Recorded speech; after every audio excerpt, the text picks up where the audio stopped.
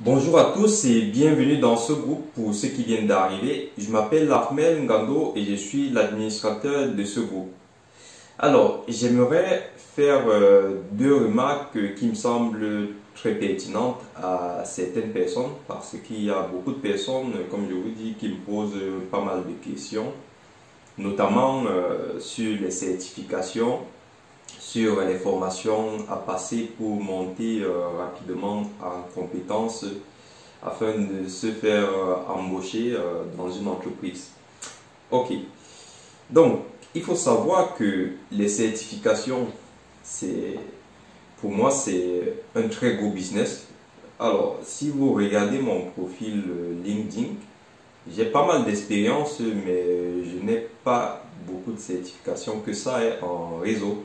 Par contre, j'ai eu beaucoup d'expérience. Alors, la différence entre quelqu'un qui est certifié et qui n'a pas d'expérience et quelqu'un qui n'est pas certifié et qui a l'expérience, c'est tout simplement que celui qui a l'expérience connaît très bien le terrain. Celui qui est certifié, il a juste des connaissances théoriques. Alors, si on met une personne qui est certifiée CCNP et on met une personne qui sait paramétrer des routeurs, qui n'est pas certifiée CCNP, mais qui sait paramétrer des routeurs, qui sait faire du troubleshooting, qui a travaillé chez un opérateur, si ces deux personnes cherchent du travail, c'est-à-dire si moi j'ai travaillé chez Orange par exemple, j'ai travaillé sur des routeurs Juniper, sur des routeurs Cisco, j'ai mis en place des réseaux MPLS, j'ai fait du troubleshooting sur des réseaux MPLS et que je ne suis pas certifié, et qu'il y a une personne qui a passé 6 mois de formation et ensuite il a été certifié. Si je décide de démissionner et que je vais travailler chez Bouygues, chez MTN, etc., on me prendra par rapport à celui qui vient d'avoir la certification CCNP. Tout simplement pourquoi? Parce qu'il n'a pas d'expérience. Donc, il faut bien faire cette différence-là. Parce qu'il y a beaucoup qui me disent, oui, tu as créé ta plateforme, est-ce que tu donnes des certifications, est-ce que tu donnes... Non. On peut donner des certifications de suivi, mais en gros, même si vous avez une certification de suivi, cela ne prouve pas à l'employeur que si vous met sur une mission, vous serez opérationnel tout de suite. Il faudra encore qu'il vous forme. Et c'est ça la différence avec et c'est ça qu'il faut savoir, je veux dire, concernant les certifications. Une certification vous donne les connaissances au produit. En gros, il faut savoir que en réseau, vous avez énormément d'équipementiers qui fabriquent du matériel réseau. Vous avez, comme je disais dans une vidéo précédente, vous avez Aruba, vous avez Cisco, vous avez du Zixel, vous avez du One Access, vous avez HP. Oui, HP c'est Aruba, pardon. Les firewalls, vous avez du Fortinet, vous avez Storm Shield, etc. Alors, qu'est-ce qui se passe quand tous ces équipementiers créent une nouvelle solution? Ils font tout simplement, ils mettent en place des certifications pour que, quand moi par exemple j'ai mon entreprise, je vais utiliser ce nouveau produit que je ne connais pas, qui est par exemple moins cher, contrairement à un autre équipementier, ce que je vais faire, c'est que je vais d'abord découvrir le produit. Il faut que je sache comment le produit fonctionne. De ce fait, ils vont me donner un expert, ils vont me faire une formation et je serai accompagné par des experts, ils vont me former sur le produit. À la fin, quand j'aurai acquis des connaissances sur le produit, ils vont me donner une certification qui va prouver que j'ai suivi la formation et donc que j'ai des connaissances sur ce nouveau produit-là. Quand je vais acheter le produit, qu'est-ce que je vais faire? Je vais former mes collaborateurs, donc mes techniciens. Je vais payer une formation chez l'équipementier pour qu'ils puissent former mes techniciens. Une fois qu'ils vont former mes techniciens, ils vont leur donner aussi des certifications et ensuite nous allons acheter le produit et on va commencer à déployer chez les clients. Et lorsqu'on passe en phase de déploiement, maintenant, qu'est-ce qui se passe? Mes collaborateurs et moi-même qui sont en train de configurer le matériel, installer chez les clients, faire du dépannage, parce que on va avoir un très grand accompagnement. On va aller installer le matériel. Lorsqu'il y aura une panne, nous, par exemple, on ne sait pas encore faire du troubleshooting parce qu'on a peut-être fait une formation de 3 jours chez l'équipementier, mais on n'est pas encore compétent pour pouvoir installer ce matériel. Alors, il y aura un accompagnement et il faut savoir que cet accompagnement-là est payant et très cher. Le temps que nos techniciens montent en compétences, etc., on va toujours solliciter la hotline de l'équipementier pour qu'il puisse nous aider lorsqu'on a des difficultés. Une fois que nous allons maîtriser ça, qu'est-ce qui se passe? On aura maintenant la compétence. C'est pour cela que beaucoup d'équipementiers, qu'est-ce qu'ils font quand ils créent un nouveau matériel? Ils mettent en place des certifications. Et la certification va permettre de fidéliser en fait les clients. Pourquoi? Parce que dans beaucoup de certifications, si vous êtes certifié Microsoft par exemple, si votre entreprise est certifiée Microsoft, c'est-à-dire que la plupart de vos collaborateurs, de vos techniciens ont des certifications par exemple sur Windows Server, sur Office 365, sur Azure, etc. Comme récompense, comme récompense, Microsoft vous donne des licences gratuites. Alors, vous avez, par exemple, sur 3CX, vous avez des certifications avec des noms, hein. Par exemple, vous êtes certifié, quand vous êtes certifié Platinum, vous ne payez plus de licence. Donc, en fait, vous avez des tarifs, des bons tarifs au niveau des licences, vous avez un support qui est parfois gratuit.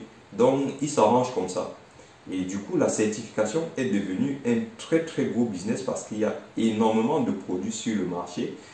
Et en fait, pour que les équipementiers puissent vendre leurs produits, ils mettent en place des certifications pour fidéliser leurs clients et attirer des personnes. Du coup, je vous ai fait une vidéo avant pour vous dire qu'il faut déjà choisir la bonne certification. Et parce qu'il y en a un paquet. Et en plus, il faut savoir que ces certifications coûtent cher. Alors, comment est-ce que toi, par exemple, qui n'a pas les moyens de te certifier, parce que, regardez, je vais vous montrer un truc très simple. Ça, c'est un site sur lequel je me suis déjà formé. C'est mon entreprise qui a payé ma certification. Si je vais sur, je vais par exemple sur Cisco, puisque nous on parle de réseau ici. Alors, je vais passer une certification CCNA. Alors, il faut savoir que moi, je me trouve en France. Alors, je regarde les certifications, une formation. Je vais sur, on a dit Cisco, donc en réseau informatique. Alors, on va regarder par exemple une formation sur le SD-WAN, non pas sur le SD-WAN, sur le BGP, uniquement sur le BGP. Cette formation coûte 4000 euros. Alors, imaginez une formation uniquement sur le BGP qui coûte 4000 euros. Comment est-ce que toi, tu vas réussir à financer cette formation? Déjà, Acknowledge, qu'est-ce qu'ils font? Ils vous disent, si vous n'avez pas d'argent, de toute façon, il faut demander la formation à votre entreprise. Il faut savoir qu'il n'y a que des grosses entreprises qui payent ce type de formation-là. Et en gros, Acknowledge, avec certaines grosses multinationales ou grosses entreprises, sont en partenariat. Et imaginez-vous, une formation sur le BGP, elle dure 5 jours. Vous pensez qu'en 5 jours, on peut dire que vous avez de l'expérience pour mettre en place une architecture BGP ou MPLS en 5 jours qui coûte 4000 euros. Convertissez un peu en francs CFA. Est-ce que vous pensez sérieusement que si on vous forme en 5 jours, vous êtes capable d'aller mettre en place une architecture BGP dans une grande entreprise? Je ne pense pas. Parce qu'une fois que vous allez vous former en réalité, qu'est-ce que les grosses entreprises font? Elles vous forment sur ce genre de plateforme. Et en fait, vous avez un accompagnement. Donc, lorsque vous êtes formé, vous avez votre certification. On vous met quelqu'un qui va vous accompagner pendant 2 ans pour que vous ayez la compétence. Voilà la différence. Donc, je m'adresse ici surtout au public africain et d'autres continents qui n'ont pas justement ces moyens-là. Il faut beaucoup faire la différence parce que les formations que vous allez retrouver sur Internet ne sont pas forcément adaptées à votre pays.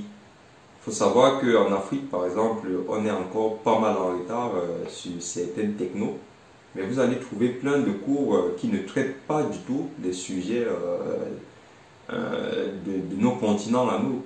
Tout simplement parce que, imaginez, nous, on a encore des problèmes de délestage. Alors, comment vous allez mettre en place des architectures redondées ou bien créer un data center alors que on a encore des problèmes de délestage? Donc, essayez un peu d'avoir cette approche-là. Et c'est ce que j'aimerais travailler avec vous. Et c'est pour cela que j'ai créé TeachMeMore. Alors, si on compare, si on reprend une autre formation, par exemple, sous Windows Server. Alors, je vais chercher Windows Infrastructure et Système. OK. Administration de Microsoft Exchange.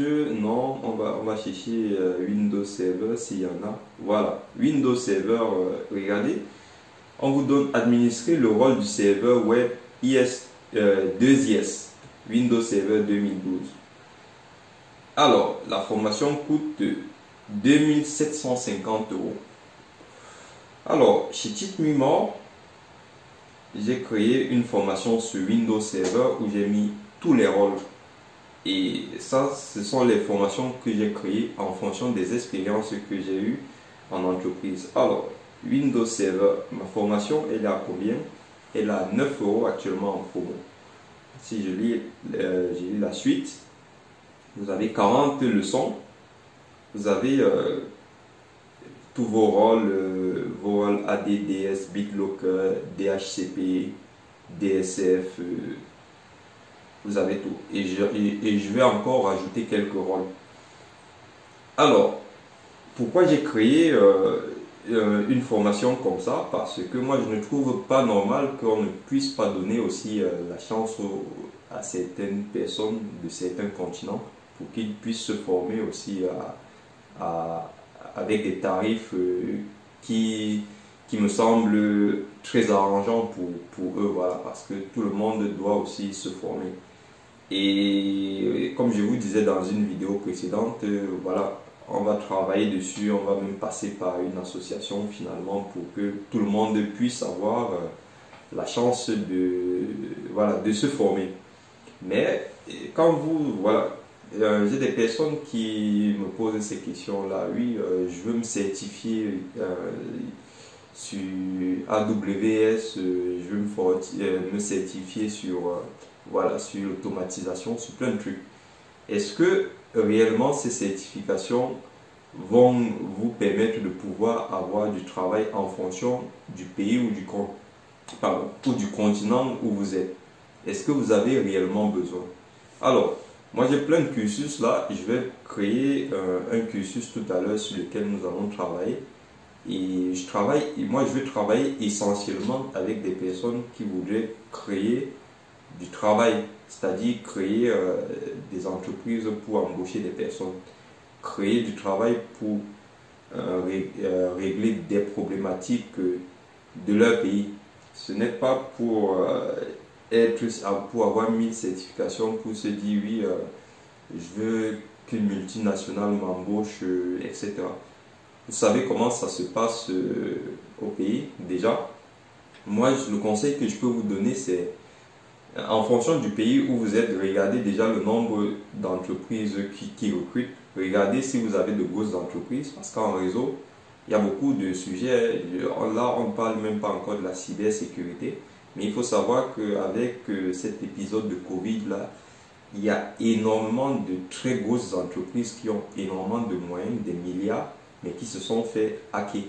Donc actuellement, le métier qui est à la mode en Europe et partout dans le monde, c'est la cybersécurité. Mais aujourd'hui, même si vous vous formez en cybersécurité, pensez-vous que on va aller vous débaucher si vous n'avez pas d'expérience pour vous mettre sur une problématique qui est très difficile à gérer actuellement?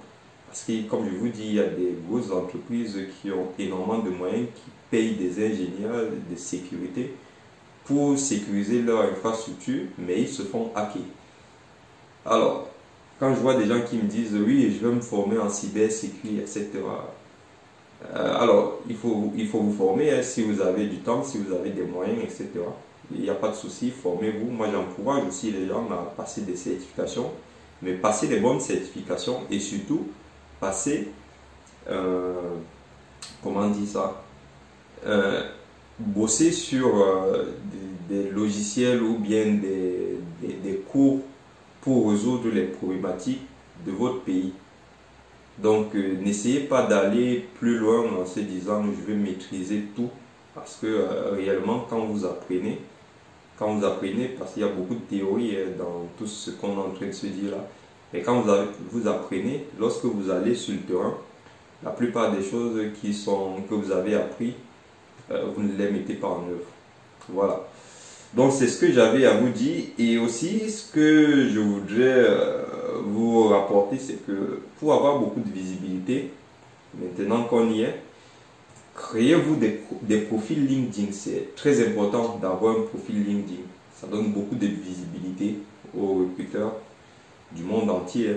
Donc créez des profils LinkedIn et donc voici mon profil LinkedIn.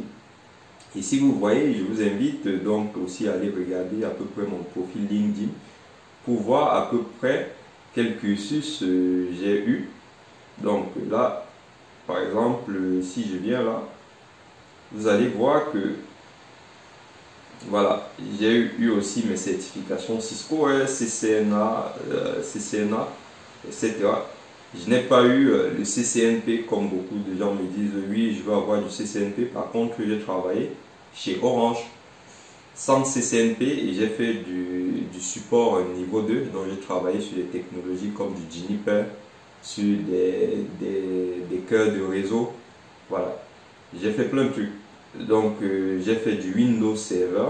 Comme vous voyez, j'ai fait de l'Office 365, j'ai fait de la sauvegarde. J'ai fait du Storm Shield, j'ai installé des solutions de sécurité Storm Shield. Mais par contre, tout ça, je n'ai pas eu de certification. Et aujourd'hui, malgré toutes ces expériences-là, je suis passé à architecte réseau. Donc, vous voyez que, est-ce que vous avez compris du coup la différence entre celui qui est certifié et qui n'a pas d'expérience et celui qui est compétent mais qui n'a pas de certification. Et aussi, faites attention, même si vous avez 100 certifications, vous ne serez pas payé par certification. On va rechercher une compétence particulière dans votre profil et c'est sur celle-là qu'on se basera, mais on ne va pas vous payer parce que vous avez payé très cher parce que vous avez 10 000 certifications. Non. En gros, les certifications ou les expériences, quand un recruteur va prendre votre CV, il va regarder ce que vous avez fait. Et il va juste chercher une compétence particulière. Par exemple, si un technicien, regardez là, tous ces gens qui m'écrivent là, ce sont des employeurs. Alors, cette dame, par exemple, elle m'a contacté, voilà, talents internationaux, chez Montréal International, je ne connais pas du tout. Donc, voilà, je lui ai répondu, ok, pas de souci. Donc vous avez plein de personnes comme ça qui me contactent, mais c'est dommage parce que voilà, je ne peux pas me disperser. Mais voilà, tous les jours, je suis chez moi tranquille et voilà, on m'appelle opportunité ingénieur VOIP. Vous voyez, aujourd'hui je suis architecte et il y a une personne qui m'appelle, qui me contacte et me dit bonjour Amel, actuellement je recherche pour le nom d'un client un ingénieur expert VOIP. Alors, pourquoi est-ce qu'elle dit expert VOIP? Tout simplement parce qu'elle est venue sur mon profil.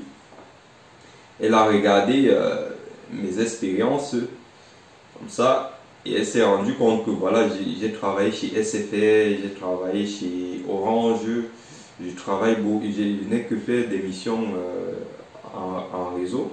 Et elle regarde là, elle se dit, solution de téléphonie. Donc du coup, il connaît bien la téléphonie quand même, donc je vais le contacter pour ça. Et voilà, elle me contacte, sauf que voilà, j'ai déjà un travail. Et vous voyez, toutes ces personnes-là, ce sont des personnes qui me contactent voilà, pour me proposer des postes, tout ça. Et il y en a un paquet. Donc, et l'expérience et des certifications, c'est bien, la certification va dans un premier temps prouver que vous connaissez le produit, mais cherchez à avoir de l'expérience. Et comme je vous disais, Si vous n'avez pas d'expérience, c'est pas grave parce que moi aussi j'ai commencé sans expérience et j'ai commencé tout petit comme un technicien et je suis monté en compétence. Alors, il y a des techniques, comme je vous disais, et on va travailler ensemble pour que vous montez en compétence et sans forcément aller faire des stages dans des entreprises, etc. Donc, je vous invite donc à m'inviter sur LinkedIn parce que je vous dis, je suis très suivi sur LinkedIn.